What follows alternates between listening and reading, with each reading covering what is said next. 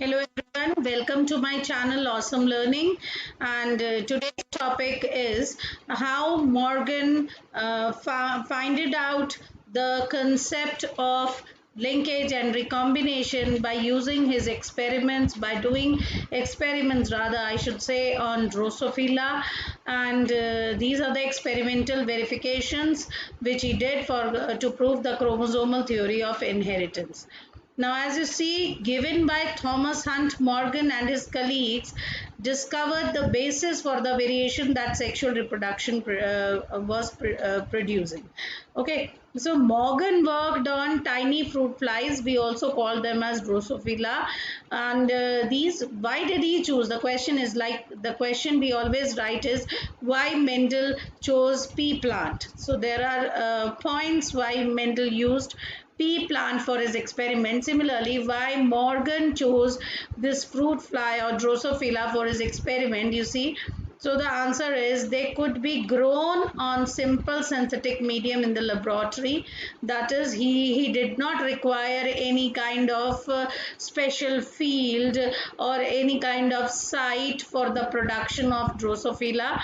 It could be done on the synthetic medium in the laboratory. Then the complete their life cycle in about 2 weeks, so it was the results could be seen very easily in short time period.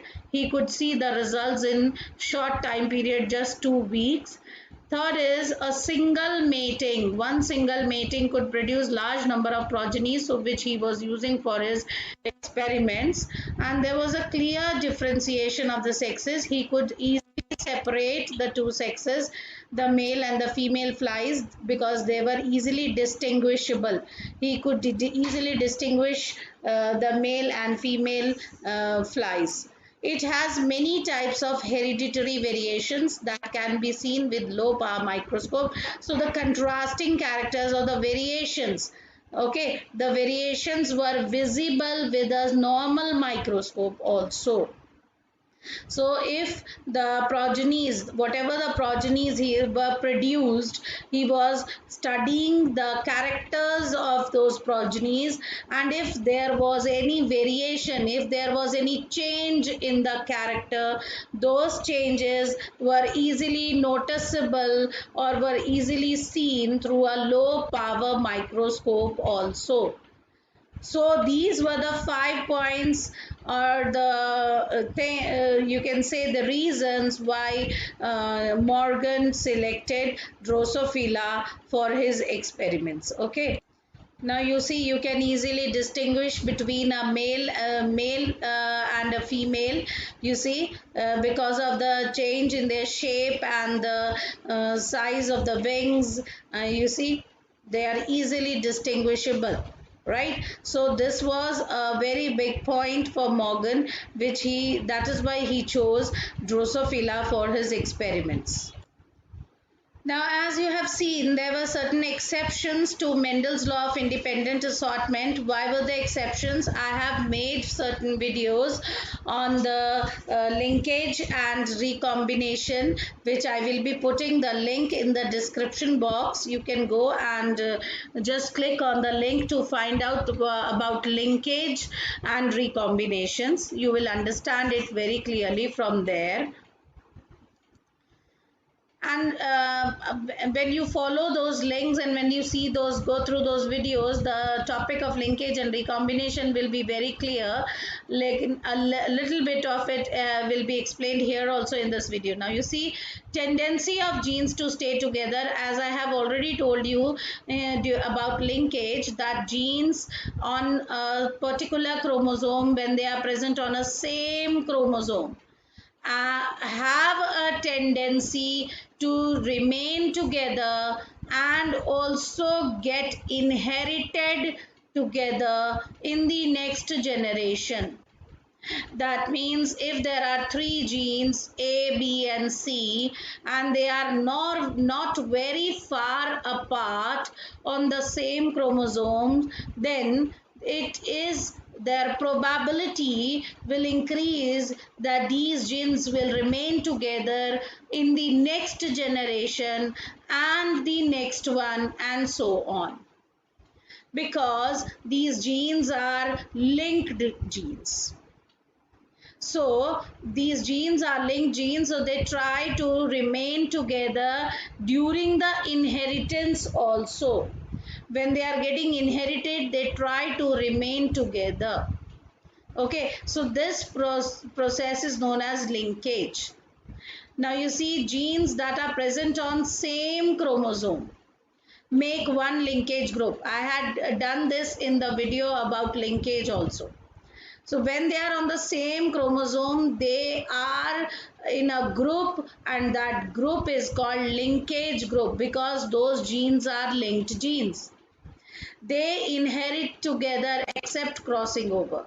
Okay, so they are inherited together, but if there is crossing over, then that is an exception. Now you see, they have given you an example that fruit fly has 4 linkage groups. 4 pairs of chromosome. Linkage groups, I am saying there are 4 linkage group. That means there are 4 group of genes which are together. 4 group of genes which are together on the chromosome. Similarly, in human beings, there are 23 linkage groups. That means 23 pairs of chromosomes are together. Similarly, pea plant has 7 linkage groups. Okay, so you see, linkage group is equivalent to the number of chromosomes. As you see, these are the linked genes. You see A, B, and here small a and small b. Now every trait, every character has 2 chromosomes.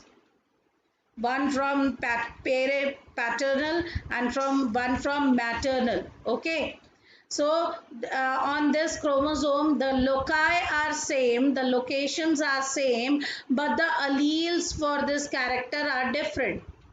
Now for this character, here the allele is capital A because it is dominant, but here it is small a because it is recessive.